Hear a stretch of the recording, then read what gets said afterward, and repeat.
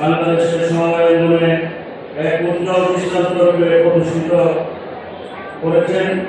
সময়ের দাবিকে মেনে তাদের অনেকেই আজ আমাদের সাথে নেই, তাই এই পথ পরিক্রমায় সম্পৃক্ত প্রত্যেককেই আজ আমরা কৃতজ্ঞতা দিতে স্মরণ করছি। সদস্যদের প্রতি আমাদের দায়বদ্ধতা অনেক। আমরা ইউনিয়নের প্রথাগত বা চিরাচরিত ধারণা সঞ্চয় ঋণ নেওয়া সম্পূর্ণ বদলে দেওয়ার কাজ করে যাচ্ছে।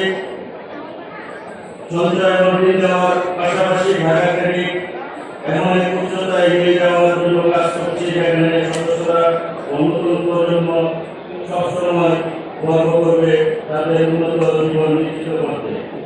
শুধুমাত্রই আমাদের ঢাকা ক্রেডিট পরিচালিত হয় তার ত্রিবার্ষিক কৌশলগত পরিকল্পনা নিয়ে, এবং বর্তমান বোর্ডের দায়িত্ব নেওয়ার পর থেকে আমরা সপ্তম কৌশলগত পরিকল্পনা আমরা প্রণয়ন করেছি, এবং সেখানে আমরা বিশ্লেষণে আমরা আমাদের মেম্বারদের বিভিন্ন শ্রেণী পেশা ব্যক্তিবৃন্দ সবাইকে নিয়ে আমরা সপ্তম ত্রিবার্ষিক কৌশলগত পরিকল্পনা আমরা গ্রহণ করেছি।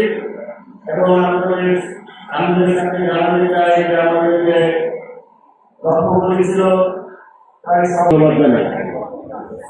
আমাদের লভ্যাংশ প্রদান, আমরা এই অর্থ বছরে আমরা 7% হারে লভ্যাংশ